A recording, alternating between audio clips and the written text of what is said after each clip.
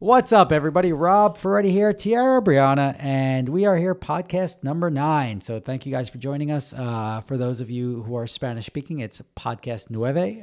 We're going to translate the rest of this podcast into English for the English speaking audience. But you can tune into Univision and catch this on Univision. What? See. Anyway, thanks for joining us once again. Hope you enjoyed the last podcast and the last couple of podcasts.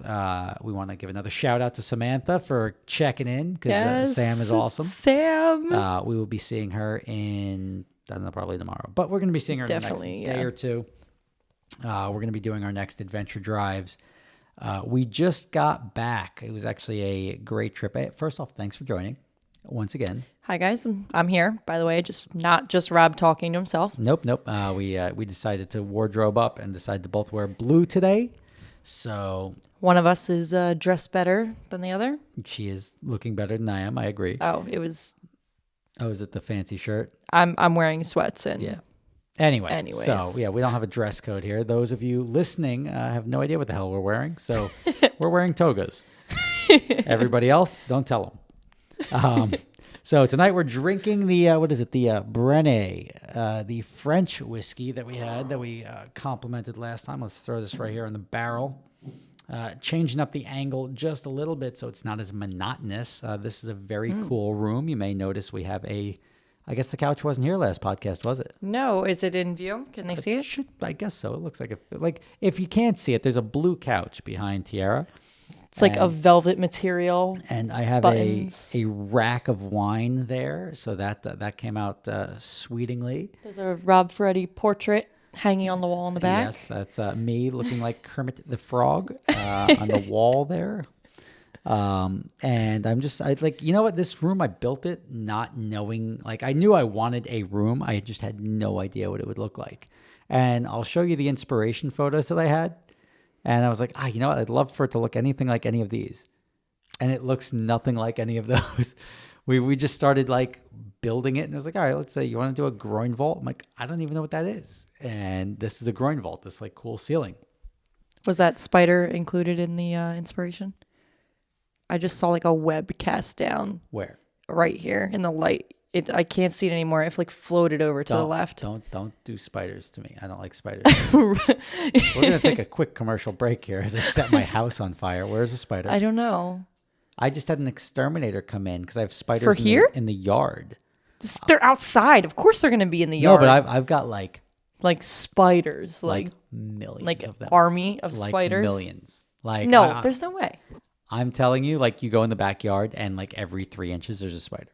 Just one singular spider? No, little spiders, walking all over the backyard. It's the season. It's April now. They're all hatching. You know how distracted I'm about to be for the rest of this podcast. Sorry, I just saw it float down. That's like saying I see a shadow in the other side of the room. I think somebody's here. You can't say stuff like that. I don't luckily she hasn't started drinking it. Otherwise I would think she just is seeing stuff. But it's not, it's gone. I don't see it anymore.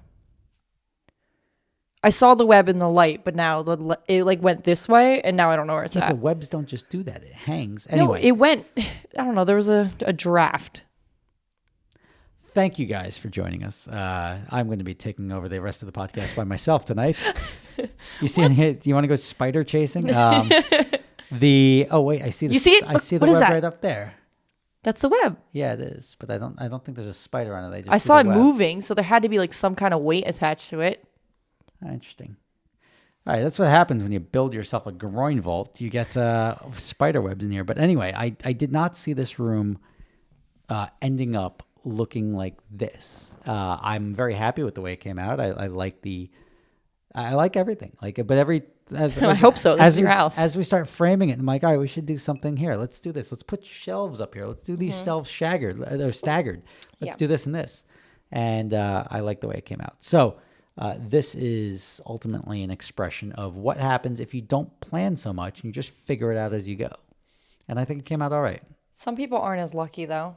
Why not? I feel like Because if you go into something not knowing what you're doing, it could be either a total disaster or it could be perfect. Well, we knew it was going to be a like wine room, whiskey room. And initially I had that entire wall back there. I was going to have as racks, wine racks, and over here as well. So this was going to be the little like a wine whole- corner. So you're talking, I mean, whatever, $400 bottles of wine over there.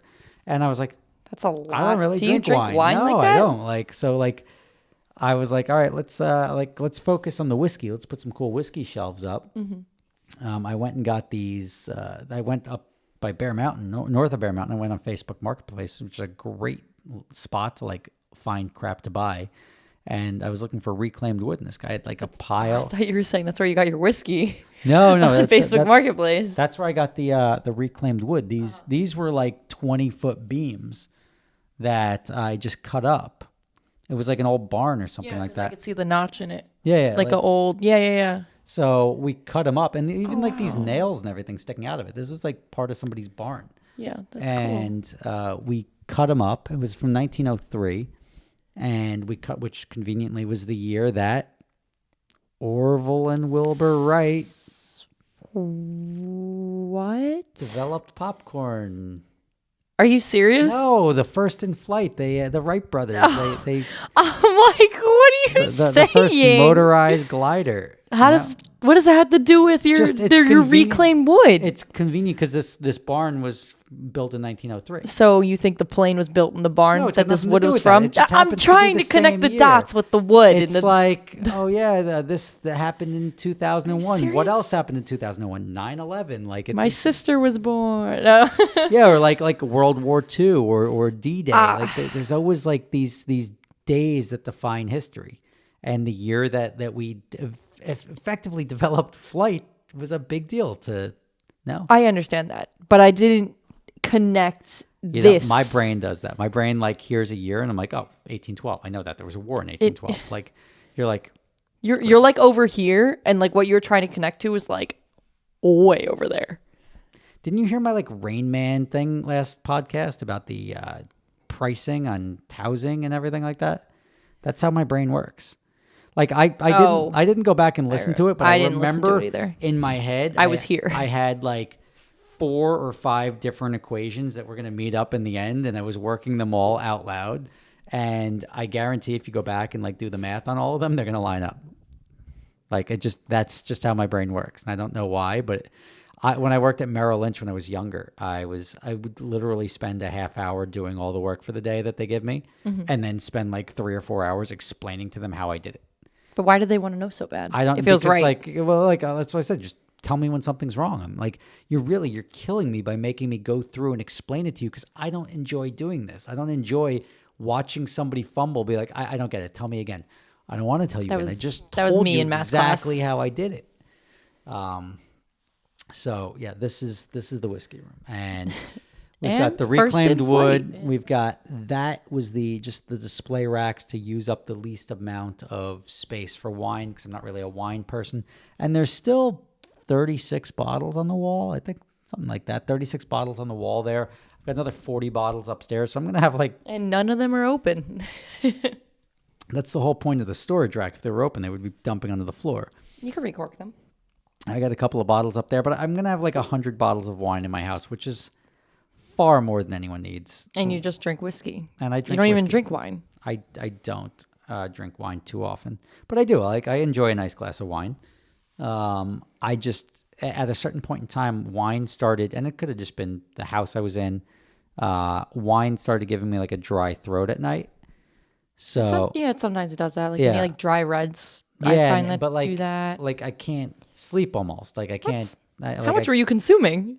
I mean, I don't know, like 1 glass. 1 bottle. No, I don't drink a bottle. 2, Nadia can crush a bottle. Cheers, by the way. 1 or To 2. the French whiskey. Nadia can crush a bottle. I can't. I don't have that in me. I can crush a bottle. It's only 4 glasses. 4 glasses is a lot of wine. But like that's it. You know, like kill a bottle of wine and then you're done. It can last. I don't know. I don't know. It's you know what? I don't think I drink as much as I think, and then I'll like go to Oktoberfest and I'll drink like 12 beers, which to me is a lot. I never seen you like actually Drunk. or even like I'm pretty well composed. I don't want to say like tipsy, but like you only have like 2 drinks and you're done. Always. Yeah, but like Always. no, but even when I have like 3, or like it depends how long yeah, but we're you sitting never down. you never get out of control. No, yeah, I was I don't even want to say I was ever a rowdy drunk. 'Cause I'm like I'm never out looking for a fight, but I'm always like I'm fun when I'm not drinking. So like you magnify it by 0.5 when I am drinking. 0.5. 5.5. That's half. So like 1.5 Rob on the fun scale. So like if fun Rob is here and like going to jail Rob is up here, I'm like right here, like right below. What makes the going to jail Rob? I don't know. I feel like if I exceed a certain threshold, I'm probably going to do something that would warrant an overnight stay. No, is that not like when you drink too much? That I have never drank so much and found myself in a jail cell. So I don't know. Nor have I. But you sound like you know. I remember like in college, I was climbing on top of national monuments when I was drunk and doing shots. Can you get arrested for that? That's a federal offense. That's yeah. Oh yeah, that's federal. We can try it in DC. I don't know if that's the place to try it. Like sitting on Lincoln's lap is probably not the smartest play. But we will be in DC in 2 days. So, or actually when this podcast goes live, we'll be in DC. Mm-hmm. So if you happen to be in DC right now, come say what's up. Yeah, right? I'll be on Lincoln's lap now. Yeah, she'll be on Lincoln's lap. Go over there and pop up a camera. Getting arrested. And she'll understand what happened. My first arrest. Yeah, when you drink too much and ride a monument. So yeah, anyway, this room is, I decided to give you guys a different angle.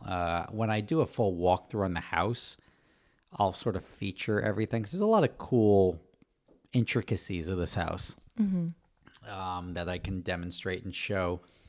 They sort of thought, well, more so than thought, money went into everything, unfortunately, because thought only goes so far. Thought is like, I'm going to go create something at Etsy, and it's like for $12. Here I was like, well, that's really cool. Let me make my refrigerator make whiskey ice.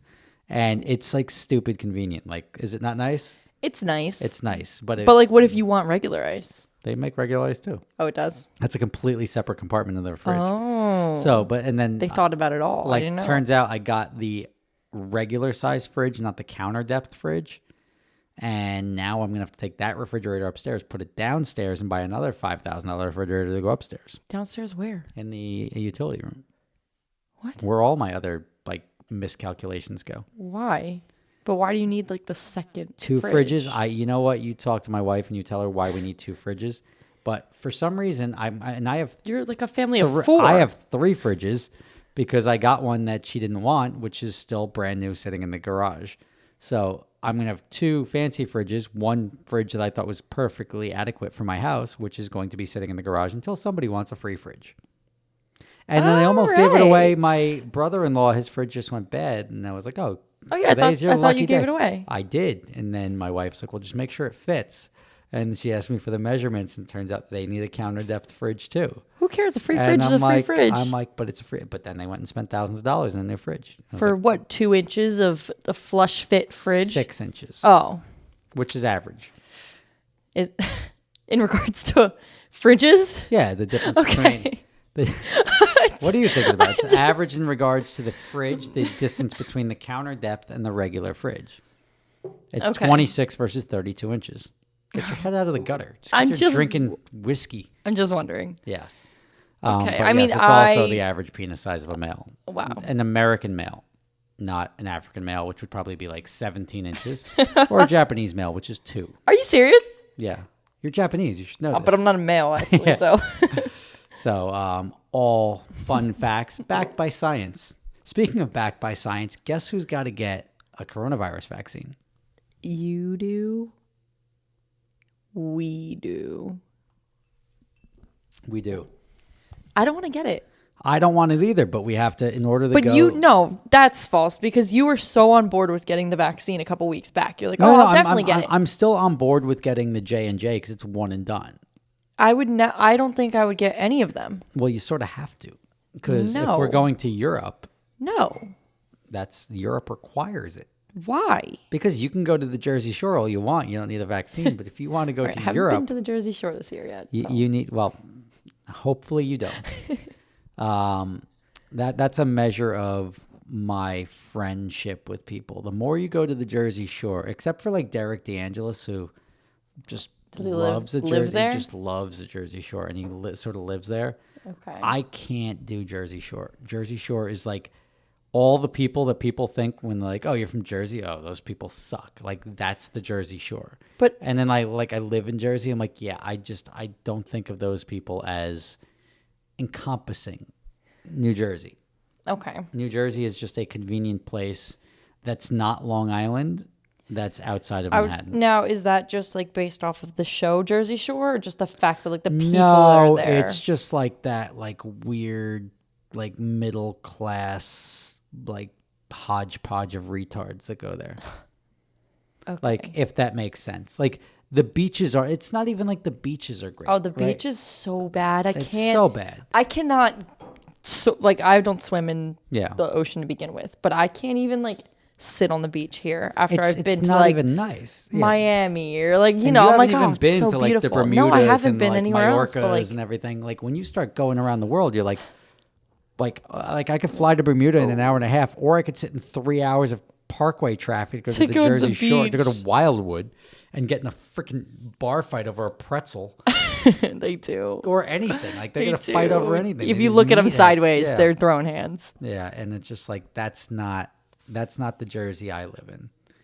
My Jersey has whiskey rooms and horses and all. You're sorts like of barely niceties. Jersey though. I mean, I'm always. I guess I'm everybody loves to like cling to New York and like, oh, I'm from New York City. Like You do that when we go places. well, because it's Where are you easy. from? It's New York. I'm like, no, you're not. Geographically, it's no, I lived in New York at the time, but like geographically, it's easier to When?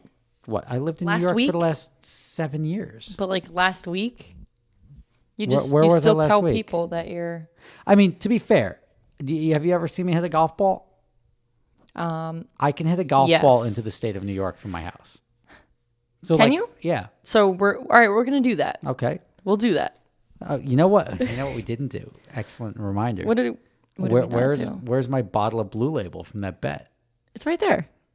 No, that's Nadia's bottle of Blue Label, and that wasn't even that technically was from a bet, but yes, It's on the way. It's in the mail. it's in the mail. So my engraved bottle of Blue Label is going to be coming up after this trip Yes, I guess so. because we need to have it. I'll on just there. get something like Tennessee, like No. The whole point of the bet was it was a bet. But as far as where was I going with the whole Blue Label thing? I said you can't hit a golf ball in New York Oh, City. I can hit a golf ball from here into New York State, not New York City. Oh, come on. Yeah, you can. I can too. Well, yeah, but like New York City, I can throw it with my hand. New York like, City's like 11 miles away. Like, but it's funny because like I'm across from Yonkers, and like whenever I look something up, it's like, oh, I need this, and it's like, oh, you can get one. It's 6.8 miles away. I was like, oh, great. And it's like Yonkers. I'm like, dude, that doesn't account for having to like. That's as the crow flies. Like, Yeah. I can't walk across the river. you can drive. There's a bridge. Yeah, but then it's like 35 minutes or whatever, 25 minutes because I got to go up, down, and over. I think Brandon was able to get here quicker than you were able to get here. Brandon was moving. Well, yeah, at he one drives time. quick. Yeah, I don't know how long it took him exactly, but he got here quick.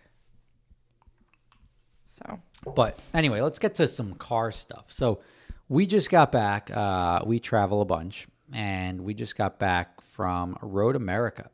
We flew over to Chicago, and we did a private track day at Road America, which was a phenomenal track. That was a lot of fun.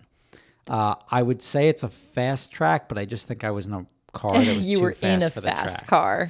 Because when I went on the track in like the R8 or the Lambo, which like were the slow ones, it was like, oh, okay, this is much more usable. But when I was out there, I was driving a 2019 modified GT2RS. It had over 800 wheel.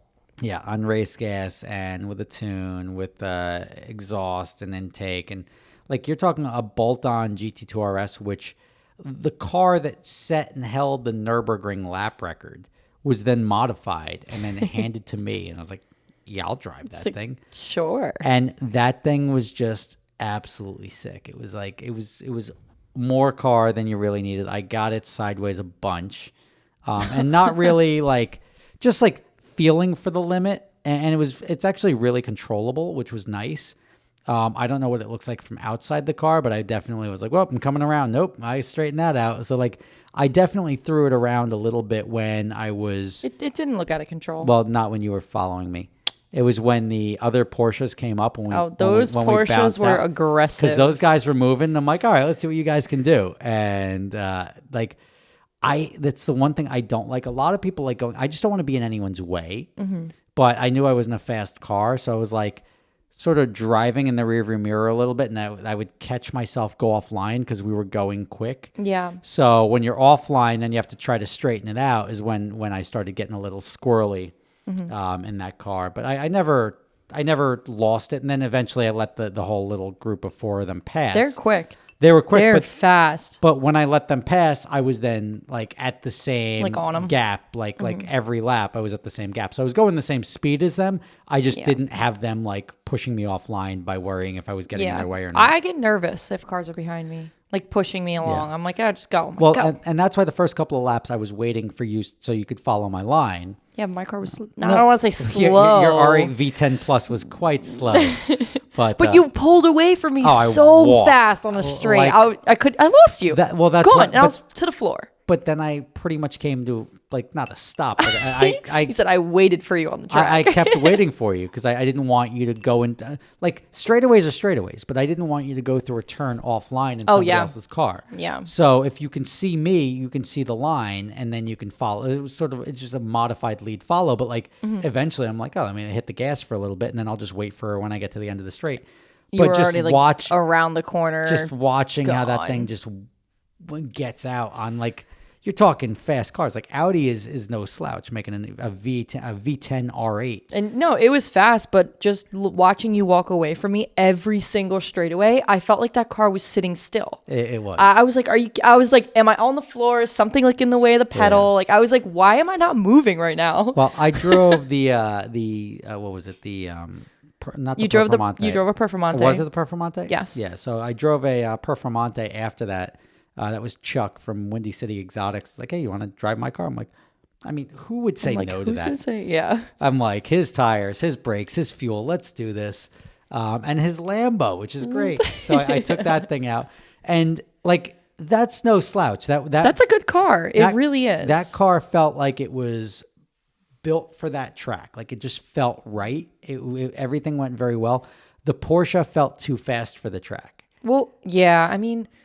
I think the Porsche handles well on that track because I don't want to say it's a technical track, but it has a lot of the power. It's only the power because it's bad shit. Because I'm telling you that in the Performante, which is like that's a no joke Lamborghini race car, I was doing like 165 are the speeds that I saw before braking on the turn, going into whatever on the front straight, on the second straight. Like, and even on the kink, I was doing like 150 or 160. The Porsche was like 180 when I was like, all right, I'm going too fast. I got to slow down. And you caught air. I did catch air each time in the Porsche, but like that was in the front straight. But I felt more compression in the Lambo. Mm-hmm. So I didn't feel the compression in the Porsche before the air. I felt compression in the Lambo where you like sink down a little bit. With the Porsche was batshit, but like, I'm doing 180 at the end of the pit wall, and I'm like nowhere. On a racetrack, you have these boards that say like 100, 200, 300, 400, 500. Like depending on how fast the straightaways, they have the numbers, so you know how many feet you have coming up to the turn, so you know where to start braking. Mm-hmm. So like look, I started braking. I was driving last time. I started braking at the 5 board, so the 500-foot board, and I scrubbed too much speed, so I can start braking at the 4. I can start braking at the 3, and you can start braking deeper and deeper. I was starting braking at the end of pit wall because I was doing over 180 miles an hour, so I could have gone faster. But the problem is when you brake from like 190, it takes a lot more time to stop. So and even when I was out with these guys that were faster than me, I'm like, these guys have like 500 laps on this track. This is my like 4th lap around this track. I still don't even know if I'm going left or right. Yeah. Like that one turn where was it like 1, 2, three, four, I think turn turn 4. Where you go into the, One, you come up over the 2, bridge, 3. and it's like 4 a was freaking bad, 90-degree turn, dangerous. So like I'm coming out of this turn, I'm apexing, I'm on the throttle in like 3rd gear, shifting in the 4th, and as soon as you get over this blind crest, it's like a 90, like a left 90, and I was like you gotta like. That one was crazy. Like maybe put a flashy light to remind people like it's a hard left after that, because like if you come up at speed, you're pretty much going straight through the gravel. Yeah. And as I was going, I was learning which turns I could sort of stay flat on and everything like that. So it was. I think turn 14 was tricky. Was it 14? I don't know the number of turns. I don't remember. Is that the one right before the front straight? Yeah. That one got me because, again, like I was carrying speed out of the previous turns, and I didn't see the 200, 100 board until like my 12th lap. Yeah. So I'm like, I keep coming too hot into this thing, and I'm braking at the 100-foot mark. Yeah, I came going in into hot a a couple turn. times. Yeah. So that was fun. So we're going to be back at Road America. We've got 2 more track days scheduled there in September. So I'm looking forward to that right after my birthday, assuming I don't die of COVID or the J&J vaccine. Or Oktoberfest. No, we're not going to Oktoberfest this year. I'm not doing Oktoberfest until it's fully open. Oh. So next year will be Oktoberfest. What if they fully open? I'm also going to Italy in early September. Oh, and then for that. So okay. To do Italy and then Oktoberfest and I don't know if all my friends are going to be comfortable traveling yet. So I want to wait till everybody's comfortable. Otherwise, I'm going to have a much smaller table at Oktoberfest than I would like to have. So last year I had a table for 18. 18? Yeah, and then COVID. We were at the Hofbrau tent. I don't even know what that means. Hofbrau is a beer company in Germany, and they make. It's probably one of they make beer. They do make beer. Here, let's just type in. I'll give you a quick example.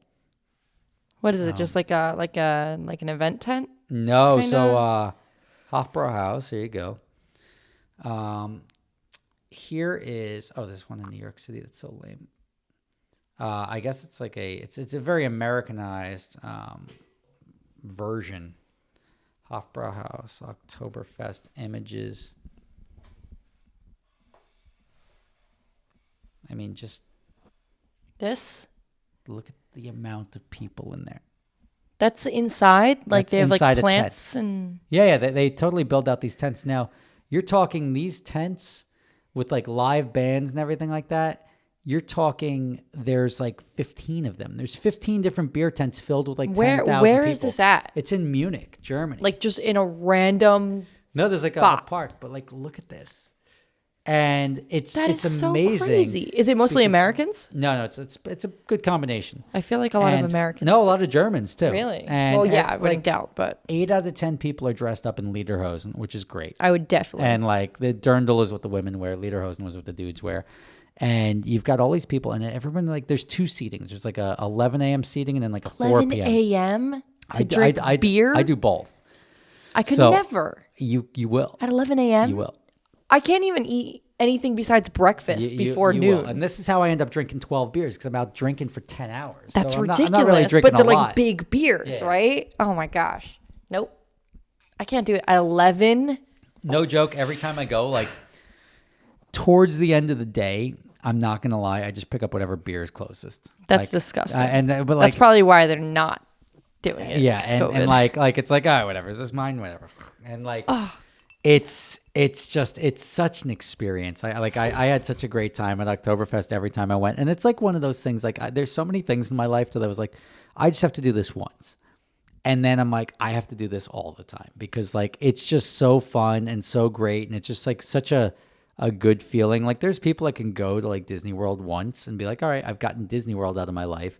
But like, I go to like Monaco and I'm like, I forget Disney World, but like I go to Monaco and I'm like, I have to go back to Monaco. Or I go to like a festival, or I do an event, like Adventure Drives. It's like the once in a lifetime trip that people have to do 20 times. They do over and over They do every again. year. Like, it's one of those things that you have these things that, and you've experienced this as a customer, that you say like, oh, this is like a once in a lifetime thing. I'm going to do this. And you're like, I can't not do it again. That was too much fun. This is ridiculous. Like I can't stay home. How do I, now all you're trying to do is figuring out how to afford to do it as much as you want.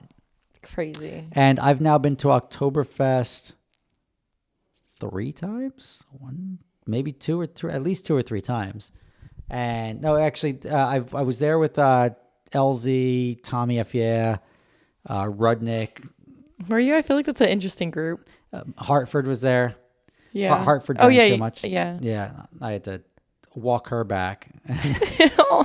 And like, I think she threw up, but no. Yeah, but she did it right. And I'm like, that's like, she went out, like Tommy was like, they all went out to buy Lederhosen. I already had it from the previous time I was there. And Tommy goes out to buy Lederhosen, and he decided he felt like a loser and didn't want to wear it. I'm like, dude, everybody else, we're all wearing it. Just come out and have a good time. And he shows up and like 9 out of 10 people have it on. I'm like that's just like, now he's out of place. Don't be the guy in your regular clothes.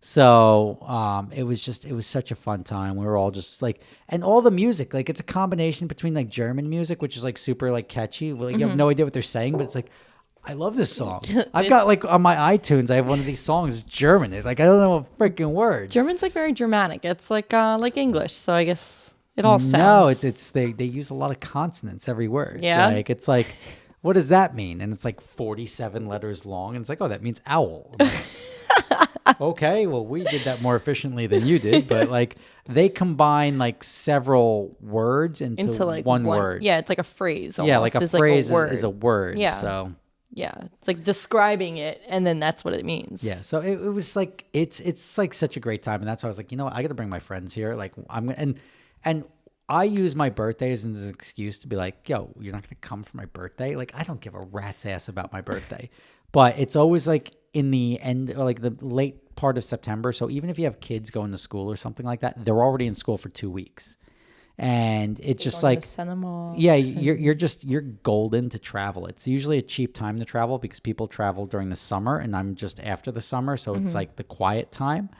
Yeah. So, and I'm just like, look, we're going to Miami for my birthday. We're going here for my birthday. We're going here for my, like, it's just, and it's always something fun. Was I supposed to say something? Well, yeah. Anytime I'm like burping or something like that is when you step in and you're like, yeah, I really like to compliment your thought by saying something whimsical. Oh, yes. Yeah, Rob's birthday. I have no idea what to say. I was just listening to you. So I use my birthdays as an excuse to make my friends have fun that they otherwise may not have had. I also did that with my wedding. My wedding was down in the Bahamas. And we did that because like my parents like refused to travel. My parents like they never go anywhere, right? They'd go to like North Carolina, they'd go to Hershey, they'd go to like that's like pretty much local it. Spots, yeah, like the local like the shore, like Maine or like anything within 10 hours of driving. But like, and I'm like, we went to Disney once or twice, but like it was never. We were kids, but like my parents never like got a passport. So now I was like, all right, everybody's getting passports. I'm getting married. And like I felt it out first because I was going to be like, all right, let's start by saying let's get married in the Bahamas and see what people say. And if everyone was cool coming, then we're getting married in the Bahamas. If everyone was not cool coming, now we have to find U.S. destinations. And we went from the Bahamas to then I think our backup plans were Disney if people were willing to travel. Disney? There's a thought behind it because like, when you have somebody at a wedding venue, right? Like if you just say we're all getting married and it's like a weekend, it's not like a day, right? This isn't like I'm keeping people occupied for 3 hours.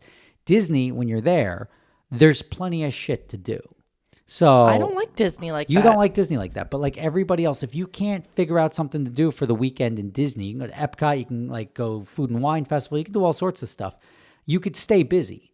You can go golfing. I mean, there's a lot. It's designed around entertainment. The third backup was going to be Hershey in Pennsylvania at the Hershey Hotel, which has a, what was that movie?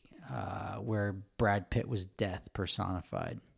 You know what's crazy? Meet Joe Black. You didn't watch the movie. I don't watch movies. Go on. So Meet Joe Black, if you watch the end of Meet Joe Black, you'll see this, and I got to like pull up all these clips because otherwise nobody's going to know what I'm talking about.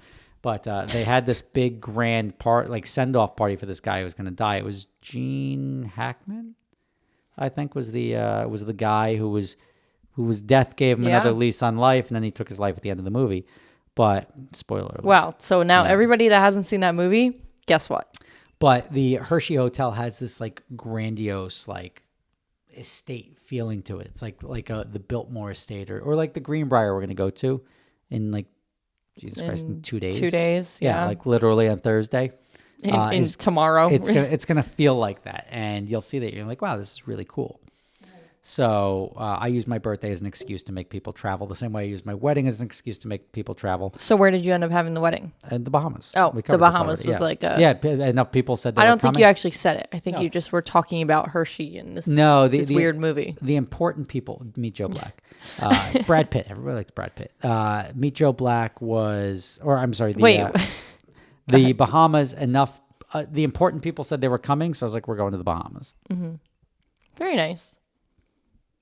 Again, I have nothing to say. I don't know why. I took an extra long sit there just to put you on the spot. I have no idea what to say. Listen. Yeah, so I'm exhausted today. So we went to the Bahamas. We had a great time, and that's sort of how I get people to travel. Carry to the team cool stuff. for me. Because I mean, I'll be dead eventually, and I want people to be like, oh, you know what? We had some great memories, and it's like whether it takes a birthday or a wedding to get people out. It gets people both what? I'm just laughing at myself. I don't know. Go ahead. Keep going. No, do not put the mic down. Pick up the mic. I don't have anything to say. I don't know why. I'm like so off tonight. It was just such a busy day. So at the end of the day, I figure if I can have, or at the end when people look back, I would like to have lots of stories from lots of adventures shared in memory of myself. So, like, sounds a little selfish. No, you know it is. It's very selfish. I'm going to make you enjoy your life, whether you want to or not. I am. Not you. I'm just talking about like my friends in general. In general. So not just I'm not you. your friend. You are my friend, but not just you, but my other friends as well. I like the people around me to be able to experience stuff that I know they'd like. I'm not making people do stuff that I don't think they'd like. I'm not going to be like, you know what? I really like the Butterfly Museum in Zurich, so I'm going to make everyone go to Zurich so we can go to the Butterfly Museum. Like, that's not me. Like, I was like, you know what? Everyone's going to enjoy this. Like, this is going to be a good time. Mm-hmm. And sometimes you just need to, like, grab them by the arm and say, like, come on. Like, trust me, you're going to have a good time. And I feel like I've done that with you at some point in time where you're like, I don't know if I feel like going out. And then I'm like, yeah, come out and you have a great time. I'm like, okay, that was fine. Yeah. Why do you keep pausing for so long? I'm just, Rob, like that. I feel like you're the hype man tonight. I'm just putting in little chit chat because I don't want to have anything to say. So it's an off night. Catch me next week. Cash me outside. No. Isn't that girl making a lot of money right now? She is making so much. I think she made it OnlyFans. And she made like $1 million in like a day. In hours. This is a ratchet hood rat that was on, what was it, like Jerry Springer? I want to say like Jerry Springer, no, the other one. The Maury Dr. Phil or Dr. freaking, Phil. Yeah, one of those stupid daytime television shows that my mom watches. And she watches them all day long. I don't know why women have an affinity for She does the dishes television. and watches Maury every day. Terrible. 1 p.m. But that girl's making a lot of money now, which is retarded because that just shows you don't need to have skill. She has no or talent. Brains. There's zero talent, zero skills, zero brains. You just have to be outrageous enough for people to be like, I know that outrageous person, and then you can make money off of it. That's kind of like what you do. Why? Well, you have skill and talent, yes. I have businesses. But you did outrageous shit. Yeah, but I also have businesses. Okay, well. So I could do the outrageous stuff and have fun.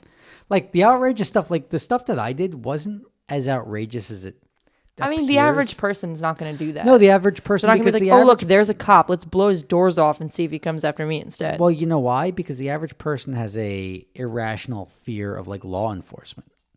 And this is where insert Matt Farah with his white guilt. But, like, if you look at the like law enforcement, these are just like regular guys. They're not looking. They're not a hit squad. Like, this isn't like communism. Judge Dredd. Yeah, this is like these guys are just going out. They have to do their job. There's laws that they have to enforce.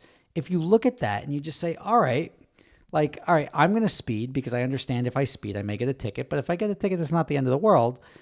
That's how I look at it. There's people that are so petrified to like get a ticket and like get pulled over. They're like sweating and stuttering. And I'm like, yo, dude, like that guy, and that it makes the cop feel the dynamic is just so seesawed, and I like level it out, and I'm like, oh, what's up? Like yeah, you got me. Like that's just what happens when like Sorry. you're doing your thing, I'm doing my thing. I mean, I'm driving a Ferrari. Everybody wants to see the Ferrari go fast. So don't look at me. Look at fucking Enzo over there in the grave in Italy. And he's the one who designed Fast Red Ferrari. Everybody sees Fast Red Ferrari. They don't want to see it driving with a guy with driving gloves down the highway in the right lane. They want to see that thing zipping along and making some good noise. So that's what I do, and I enjoy my cars. I do it in a safe manner, and if I do it in an unsafe manner and I get a ticket for it, that's because and I don't think I'm really unsafe. Oh yeah, I was about to say you're not like unsafe. No, but I'm or just saying. But reckless. like everybody, I mean, everybody's gonna look back and be like, "Well, we saw this one pass in this one video, and that was very unsafe." So like, I can't say I've never been unsafe, but I on a whole, I feel like you're not like reckless. I'm not out recklessly driving. But like if a cop pulls me over, he's just doing his job. The guy doesn't have anything against me. But maybe he does. I mean, maybe he does. Maybe he does. But like at the end of the day, I don't enter the transaction as if it was like we're enemies. Or like he's better than me, or I'm worse than him, or I'm better than him, or vice versa. It just, this is a guy doing his job. What's going on? How are you? You do you. Like, oh, I got to give you a ticket. All right, that's your job. You give me a ticket, and I'm gonna go get a lawyer, and I'm gonna do my job. And like, it's got nothing against you. I'm trying to minimize the impact of my actions, and you're trying to like keep peace and order in the world, and all is good. So I look at it like that. So like I just take a very different approach than most. So that makes it appear reckless and crazy, because a lot of people can't rationalize that. They won't do that. They can't rationalize the transaction. You're like, well, the speed limit's 55. Well, you're a maniac. You're doing 70. I know. Like, and like, well, can you believe that? Can you believe you drove 160 miles an hour down the highway? I can't like drive with my mom. Like if I'm doing like 85 on the highway, she's like literally sweating and crying at the fact that I'm doing 85 on the highway. She's like, you need to slow down. I'm like, Mom, there's nobody in front of me and I'm just in the left lane. Yeah. It's just like, I'm legitimately out on a 5-lane road by myself. Yeah, I'm like, calm down. She's like, well, you can lose control and all this stuff. I'm like, all right, like just like the car's gonna flip on its roof. The wheel, like nothing's gonna happen. I get it, but like it's just like there's people that don't comprehend, and the people that don't understand are the people that think everything is much more reckless. I would get this at like the auto shows. Parents would come up and they're like, parents. How do you do how you know what you're teaching kids? And I'm like, yo, dude, like it's not my job to teach your kid right from wrong. Like I'm making entertaining videos. It's your job to teach your kid right from wrong. It's my job to make videos. Are they going and shooting up people because of Die Hard? Like, are you letting them watch like Die Hard movies and all these other things? Like, so clearly, like it's your job to set the moral bar in your child, and it's their job to watch this and say, that's very dangerous, but I'm going to watch it. Or like, that's dangerous, I'm never going to do it, and I'm not going to watch it. That's you as a parent. That's not my job to raise your kid. So if I'm they're letting them watch you. No, but it's the kids are fixated because it's something that's interesting. So like it's to blame me then that I'm making something that's interesting enough to captivate attention is like, that's not on me to raise your child. Like just because your child wants to do it because I make it look fun. Like that's on you. But I also make an exotic car rental look fun, and that's not a very fun business. No? So no. It's not really? I feel like it's kind of because I make it look fun, but like at the end of the day, like dealing with insurance companies and dealing with like all that. Is my car getting stolen right now? I can't tell. I'm gonna watch GPS all night to see if it cuts out. Like, do you do that? Occasionally when it's like a high risk rental, or to me something that like appears red flags? High risk. Like, like we weren't able to validate the guy's license because he's in this one state where you can't validate on Sunday. So we gave him the car. What? And he paid with a credit card, but like the credit card has a different billing address, or it's under a company name. Oh, that's sketchy. So stuff like that always catches me off guard. Or, just somebody gives you a bad feeling. Yeah, like sometimes you just like, know. Yeah, like sometimes like every day I give you a bad feeling. Like imagine like that, but with a customer. Okay, that's even worse. Yeah, so that's what I don't know. That's where we're at with that. So like, okay, I guess it's like anxiety, but can't you file that against the insurance company? And then it's, if it's stolen, but the it's problem is kind of out of your hands. You can't do anything. If you file something against the insurance company, you lose your insurance. The insurance is like your lifeblood. Oh. So that's so you the just big, eat the like, cost. Yeah. So the business is not as sexy as it looks. Okay. So what happened? I think you mentioned earlier the Ferrari that Which you one? wanted to talk about. That you lost like 300,000. Oh yeah. I don't know why I was talking about that, but CNC motors. Yes. Wanna I don't talk know about anything. CNC? I don't know anything, and you could fill All right. me in, and So I'll just sit here. We'll talk about CNC again. motors, and we'll wrap it on Adventure Drive. So CNC Okay. motors, everybody keeps telling me to like make a video on it. I don't need to make a video on it. It's another dealership that's. I think in the car world and business, I think there is a much larger. And I don't want to say fraud. I think there's a much larger. Or a much more liberal use of funds. Everybody knows how things are supposed to happen, but I feel like in business, when things go sideways, you have to improvise. And so say there's something called unearned revenue, right? So unearned revenue is when you take in, say I sold $100,000 worth of gift certificates. That's unearned revenue. I shouldn't be spending that, right? Because I have a liability to provide a service against those gift certificates. So even though like revenue is like, somebody makes a reservation for a car, it's unearned. Somebody then does the reservation, they take the car, they bring it back, that's now earned revenue. So the money that I've received, even though I may have received it a month ago, is unearned until that service is completed. That guy can still cancel, he can ask for his money back, the car could break and I have to refund him. So I shouldn't use that money until after that guy has redeemed his service. It's completed. Gift certificates are a perfect example. So you get gift certificate revenue. You now have a cash balance of, just say you sell them for the holidays. Say you sell $100,000 in gift certificates for the holidays. I now have an unearned revenue balance of $100,000 plus whatever outstanding rentals are booked but have not taken place. So I've got unearned revenue of $100,000+. I need money to make payroll. Are you going to say like, well, I got to invest more money into the company? No, just take it out of the cash balance and the unearned revenue, because eventually it's going to turn into revenue. Yeah, but what if it doesn't? That's what's happening with all of these companies, is that when they're using money that's supposed to be they're using spent money, elsewhere. they're using money from new sales to close out old deals.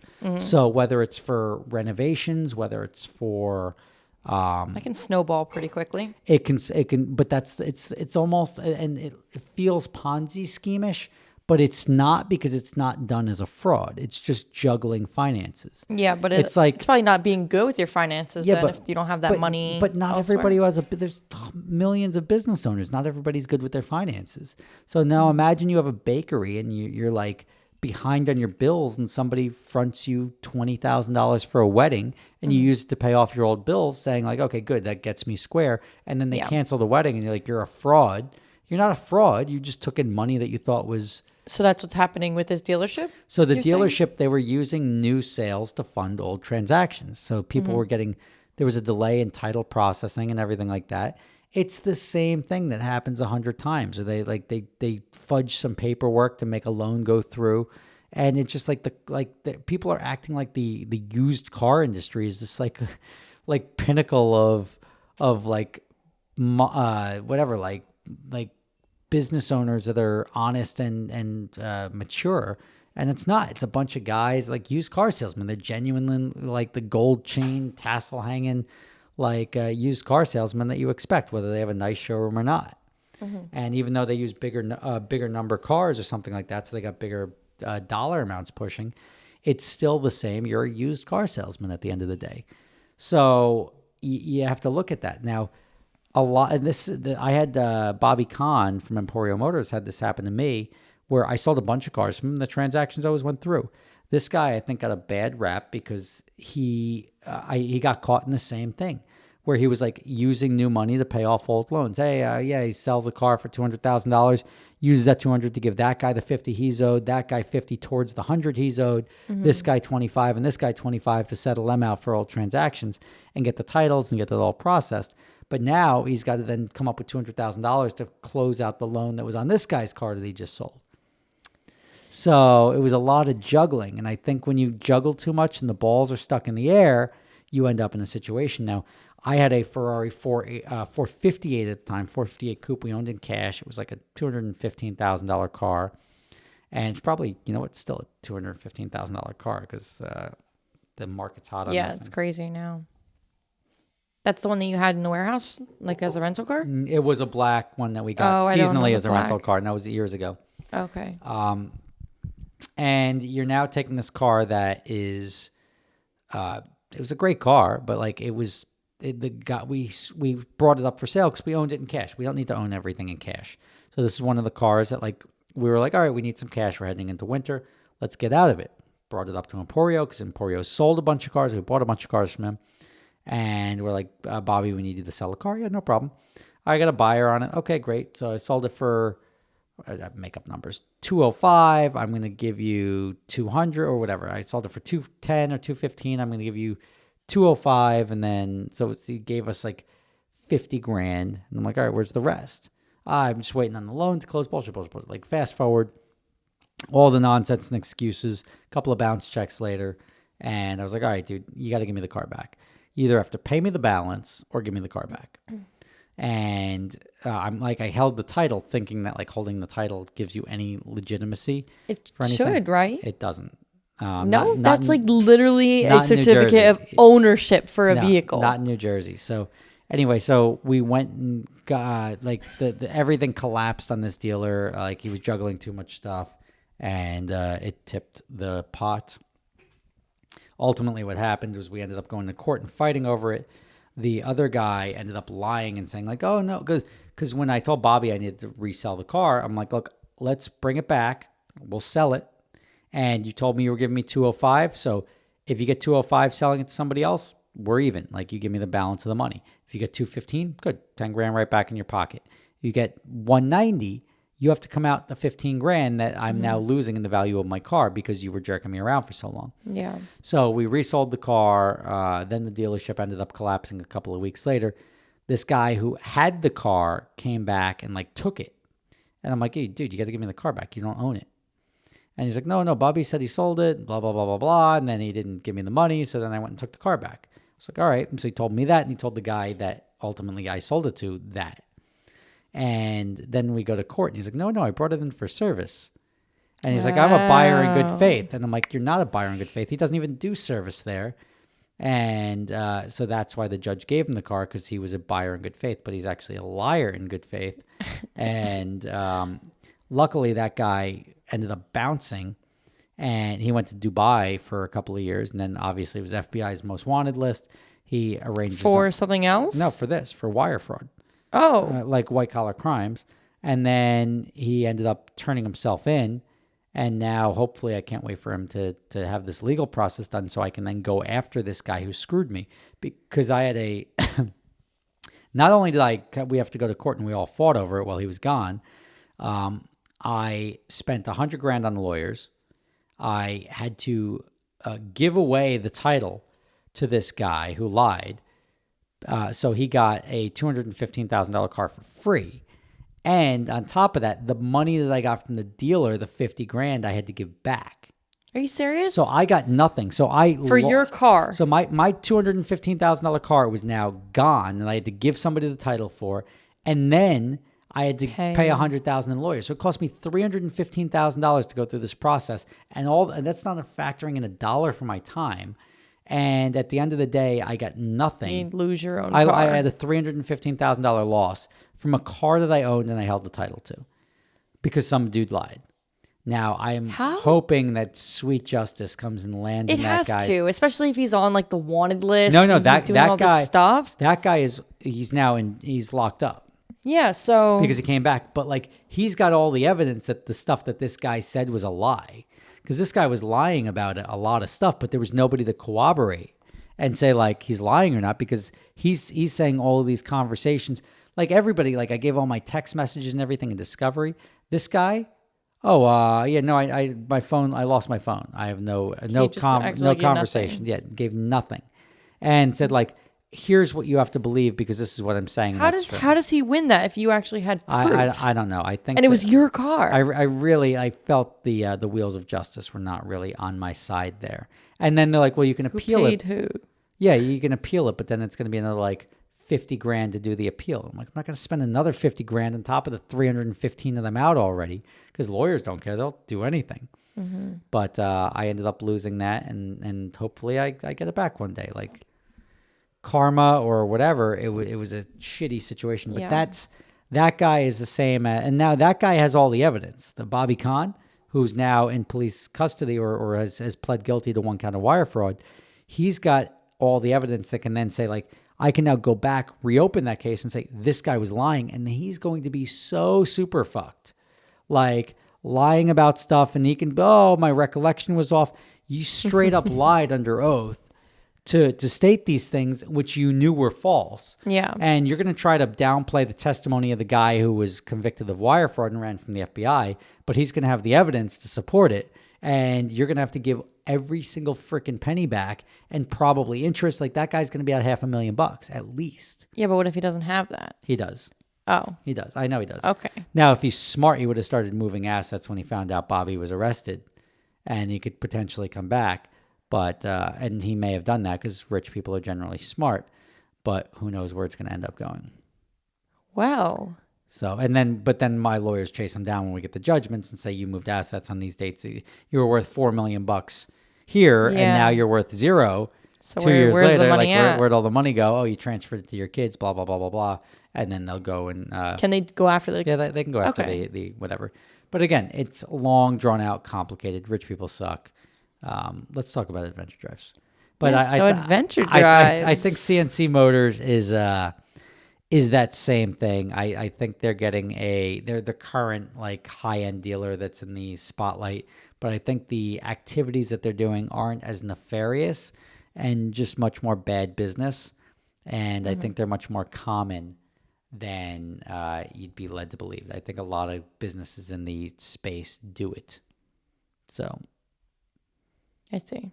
I just like to be objective, because like not everybody is a good businessman, and like oh yeah, use that stack of cash we just got from the customer to pay payroll, because otherwise nobody gets paid, and like everybody's gonna be cranky. So like, yeah, I feel like it happens. I mean, not everyone's good like budgeting, and I mean it costs a lot to run businesses. So sometimes too much money's going out, not enough's coming in. And that's the cash flow is always tough. And then like, what are you gonna not get paid? Everybody's getting paid. You want your Lamborghini in your driveway, you got to get paid. So yeah.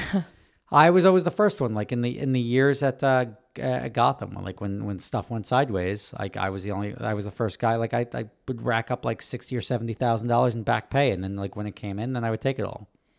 So it was like, but I would go 6 months, 7 months without getting paid. Yeah. And I was like, all right, well, like I can afford it because I've got YouTube and I've got other other revenue things. streams, but like you still owe it to me. But like I'm not gonna like sit there and demand it, because I know it'll put the company in a tough spot. Yeah. So that's the chronicles of the $400,000 law, whatever, $315,000 loss on my 458 that I gave away. That sucked, but it's like also Christmas. CNC Motors and what happened with them. So Adventure Drives, we're doing it's this week. We're doing a trip. It's actually in 24 hours. Literally 30 hours.